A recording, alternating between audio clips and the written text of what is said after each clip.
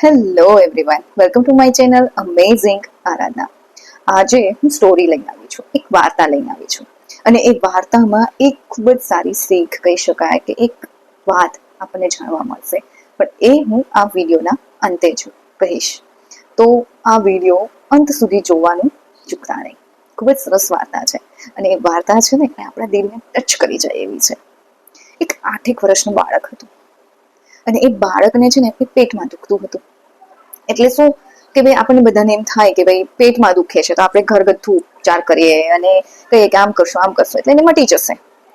પરંતુ થયું એવું કે એ 8 વર્ષના દીકરાને એ પેટમાં દુખાવો છે ને એ ખૂબ જ વધી ગયો, અસહ્ય દુખાવો થવા લાગ્યો. એટલે એને હોસ્પિટલમાં એડમિટ કરવામાં આવ્યો. અને એ વિદેશમાં હતા એટલે ત્યાં એવો રૂલ છે કે પેલા સૌપ્રથમ ડ્યુટી નર્સ હોય એની તપાસ કરે. એટલે એ બાળકની તપાસ ડ્યુટી નર્સ કરે છે અને એને જાણવા મળે છે કે આ એપેન્ડિક્સ છે અને એ ખૂબ જ વધી ગયું છે અને ક્યારેય પણ ફાટી શકે છે. હવે શું કરવું? ડોક્ટરને બોલાવે છે. ડોક્ટર તપાસ કરે છે, બધું જોવે છે. એને પણ એ જ લાગે છે. પછી એ એના પરિવારવાળાને અને સંબંધીઓને બધાને બોલાવે છે અને બધી વિગતવાર વાત કરે છે અને કહે છે કે ઇમરજન્સી ઓપરેશન કરવું જ પડશે ગમે તે સંજોગોમાં. એટલે પછી પરિવારવાળા સહમત થાય છે અને મુખ્ય સર્જનનો સંપર્ક કરવાનો પ્રયત્ન કરે છે. હવે એવું થાય છે કે નર્સ છે એ મુખ્ય સર્જનનો સંપર્ક કરવા ઘણો પ્રયત્ન કરે છે પરંતુ સંપર્ક થઈ શકતો નથી. કેટલાય ફોન કરે છે પણ ફોન લાગતો જ નથી. હવે શું કરવું? હવે પછી નર્સ છે ને એ પેજર દ્વારા સંદેશા મોકલવાનું કરે છે. પેજર એટલે કે એવું કે એ મોબાઈલ જેવું જ સાધન હોય પણ ટૂંકા લખાણથી કોઈ પણ સંદેશો મોકલી શકાય. જ્યારે એ પેજરથી એમને ડોક્ટરને સંદેશ મળે છે ત્યારે દોડતા દોડતા હોસ્પિટલ અને પછી કરી અને નર્સ પાસેથી બધી વિગતો જાણે છે કે શું તકલીફ છે, શું છે એ બધું. અને પછી તરત જ એ ઓપરેશન થિયેટરની આગળ વધે છે. પરંતુ જ્યાં સુધી આ બધું જ થાય છે ને ત્યાં સુધી બાળકના પિતાનો ગુસ્સો છે ને ખૂબ જ વધી ગયો હોય છે, લાલચો થઈ ગયા હોય છે. પછી જેવા ડોક્ટર આવે છે ને એટલે તરત જ ડોક્ટરને કહે છે કે તમે તો કેવા ડોક્ટર છો?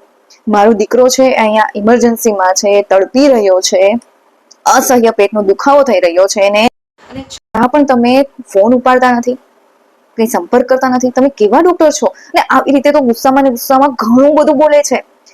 તો પણ ડોક્ટર છે એ શાંતિથી એમને હસતા હસતા કહે છે કે આઈ એમ વેરી સોરી. તમે જે ત્યાં સુધી હેરાન થયા છો એના માટે હું ખૂબ જ દુઃખી છું, મને માફ કરો. અને એ કહે છે કે મને પ્લીઝ અંદર જવા દો કે જેથી હું તમારા દીકરાનું ઓપરેશન છે એ જલ્દીથી જલ્દી કરી શકું. છતાં પણ બાળકના પિતા તો બોલવાનું ચાલુ જ રાખે છે કે તમે આ જગ્યાએ તમારું પોતાનું સંતાન હોય તો તમને કેવું થાય. અત્યારે તમને તમારું પોતાનું સંતાન નથી એટલે તમે આવી રીતે બોલી શકો છો અને તમે સ્મિત આપી શકો છો અને એવું ઘણું બધું બોલે છે. એટલે ડોક્ટર એમ કહે છે કે હું છે ને એ ભગવાન નથી પરંતુ તમારા દીકરાનું જીવન બચાવવાનો હું પૂરેપૂરો પ્રયત્ન કરીશ અને હું મારા બનતા પ્રયત્નો કરીશ અને તમને નિરાશ નહીં કરું. એટલે પછી એ બાળકના પિતા એમ કહે છે કે હા, તમારે તો આમ જ કહેવું છે ને, તમારો પોતાનો દીકરો નથી એટલે તમે તો બધી આવી રીતે બોલી જ શકો એમ. અને એવું બોલ્યા જ કરે છે અને પછી ડોક્ટર છે એ અંદર જતા રહે છે અને ઓપરેશન ચાલુ થાય છે. ઓપરેશન પૂરું થયા પછી ડોક્ટર દોડતા દોડતા બહાર આવે છે, એમનો ડ્રેસ ચેન્જ કરે છે અને પછી લોબીમાં બાળકના પિતા બેઠા હોય છે અને જલ્દી જલ્દી કહે છે કે તમારું બાળક છે એ હવે જોખમની બહાર છે, એકદમ સ્વસ્થ છે અને તમારે બીજી કઈ વાત જાણવી હોય તો તમે ડ્યુટી નર્સ સાથે વાત કરી શકો છો. મારે અત્યારે ઉતાવળ છે તો હું જઈ રહ્યો છું. એમ કરીને ડોક્ટર ઉતાવળે દોડતા દોડતા નીકળી જાય છે.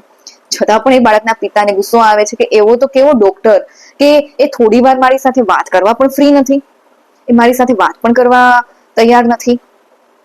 આ કેવો અભિમાની અને જડસુ ડોક્ટર છે. તરત જ ડ્યુટી નર્સ એની પાસે આવે છે એમની અને ડ્યુટી નર્સને બાળકના પિતા કહે છે કે આ ડોક્ટરની સાથે તમે કેવી રીતે કામ કરી શકો? કેવો અભિમાની ડોક્ટર છે કે એને થોડી વાર માટે પણ મારી સાથે વાત કરવાનો પણ ટાઈમ નથી, એટલી બધી ઉતાવળ છે અને એવું ઘણું બધું બોલે છે. ત્યારે એ ડ્યુટી નર્સના આંખમાંથી છે ને એ આંસુની ધાર વહે છે અને એ ડ્યુટી નર્સ કહે છે કે તમે જે ડોક્ટરને અભિમાની અને જળસુ કહો છો, તમે એને ઓળખો પણ છો ખરા? ગઈકાલે જ એમના દીકરાનું અકસ્માતમાં મૃત્યુ થયું છે, એ તમને ખબર છે? અને આજે એની અંતિમ ક્રિયા છે. આજે એની અંતિમ ક્રિયા છે એટલા માટે ડોક્ટર છે એ ઘરે એમનો ફોન છે એ ઉપાડતા નહોતા. અને એટલે પેજર દ્વારા જ્યારે મેં સંદેશો મોકલ્યો અને એમને સંદેશો મળ્યો ત્યારે હજી એ પોતાના દીકરાની દફન વિધિ કરવા માટે કબ્રસ્તાન પહોંચ્યા જ હતા. અને એ કબ્રસ્તાન છે એ શહેરના બીજા છેડે છે, તો એને આવતા પણ વાર લાગે, વચ્ચે ટ્રાફિક પણ હોય, છતાં પણ એ છે એ દોડતા દોડતા આવ્યા છે. અને અત્યારે તમારા દીકરાને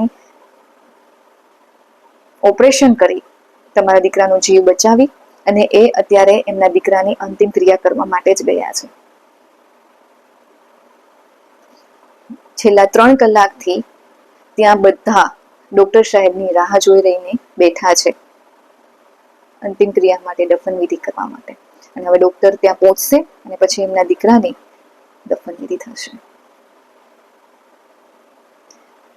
એક એવો વ્યક્તિ કહી શકાય કે આવી પરિસ્થિતિમાં તમે આટલું બધું બોલો છો છતાં પણ એ કંઈ પણ વાત કરતા નથી. અને એ ડ્યુટી નર્સ કહે છે કે હું તો આવી વ્યક્તિને છે ને સલામ કરું છું. બસ પછી એ આનાથી વધારે બોલી શકતી નથી અને ત્યાંથી નીકળી જાય છે. ત્યારે બાળકના પિતા છે ને કંઈ જ બોલી શકતા નથી. એનું માથું નીચું નમી જાય છે. એની પાસે બોલવા માટે કોઈ શબ્દ જ નથી. અને એની આજુબાજુમાં જે પણ લોકો છે ને એ બધાની આંખમાં આંસુ આવી જાય છે. આપણે છે ને ઘણી વખત આપણા ગુસ્સામાં સામેવાળી વ્યક્તિને ઘણું બોલી દેતા હોઈએ છીએ. એમાં પણ ખાસ કરીને આપણે ડોક્ટરોને તો ઘણું બધું બોલીએ છીએ. એક વાત હંમેશા યાદ રાખજો કે ડોક્ટર છે ને એ ભગવાન છે, પરંતુ એ જીવ બચાવી શકતો નથી. જીવન બચાવવાનો પૂરેપૂરો પ્રયત્ન કરે છે. એ પોતાના ફેમિલી જોડે હોય છતાં પણ જ્યારે ઇમરજન્સી આવે છે ત્યારે દોડતા આવી જાય છે. તમે ખાલી અત્યારે વિચાર કરો કે જ્યારે એ બાળકના પિતા એમ બોલતા હશે કે આની જગ્યાએ તમારું સંતાન હોય તો તમને કેવું થાય, ત્યારે એ ડોક્ટરના મનમાં, એના દિલ, એને કેવું થતું હશે, એને કેવું ફીલ થતું હશે, તમે જરા વિચાર તો કરો. એના જેવડો જ દીકરો એનો મૃત્યુ પામ્યો છે. એ પિતાને કેવું થતું હશે. છતાં પણ એની દફન વિધિ મૂકીને, એની અંતિમ ક્રિયા મૂકીને પહેલા એ બાળકનો જીવ બચાવવા આવે છે. આ વાર્તાના અંતે આપણને બધાને એક વાત એ શીખવા મળે છે કે જ્યારે આપણે બીજા પર ગુસ્સે થતા હોઈએ ત્યારે સામેવાળી વ્યક્તિનો દૃષ્ટિકોણ સમજવો જોઈએ એવું તમને બધાને નથી લાગતું? ઘણી વખત છે ને બીજાની જગ્યાએ પોતાને મૂકીને અથવા તો બીજાનો વિચાર કરીને પણ ઘણા પ્રશ્નોનું નિરાકરણ છે ને આવી જતું હોય છે. ક્યારેય પણ ગુસ્સો આવે ત્યારે હંમેશા ધ્યાન રાખવું કે ભાઈ સામેવાળી વ્યક્તિ માટે પણ કંઈક કારણ હોય ત્યારે જ આવું બનતું હોય છે. એટલે સામેવાળી વ્યક્તિનું કારણ સમજો પહેલા, પછી તમે બોલો. ગુસ્સાને કંટ્રોલમાં કરવું છે ને એ ખૂબ જરૂરી છે. કારણ કે ઘણી વખત ગુસ્સામાં આપણે જે બોલીએ છીએ ને એ આપણને ત્યારે ખબર નથી હોતી, પણ પાછળથી આપણને રિયલાઇઝ થાય છે કે આપણે જે બોલ્યા ને બહુ ખોટું બોલ્યા છે. તમે તો એ ભૂલી જશો, પણ તમારા શબ્દો એ વ્યક્તિને છે ને ક્યારેય નથી ભૂલાતા. એટલે હંમેશા ગુસ્સે થતા પહેલા સામેવાળાને દૃષ્ટિકોણને, સામેવાળી વ્યક્તિને કયું કારણ છે એની પાછળ એ સમજવાનો છે ને એ હંમેશા પ્રયત્ન કરજો. હું આશા રાખું છું કે તમને લોકોને મારો આ વિડીયો છે એ સારો લાગ્યો હશે, મારી આ વાર્તા સારી લાગી હશે. અને જો સારી લાગી હોય તો પ્લીઝ મારા વિડીયોને લાઈક કરો, શેર કરો અને અમેઝિંગ આરાધના પર સબસ્ક્રાઇબ કરો. ફરી મળીશું નવા ટોપિક સાથે, આવી જ નવી કોઈ પ્રેરણાદાયક વાર્તા સાથે. Thank you.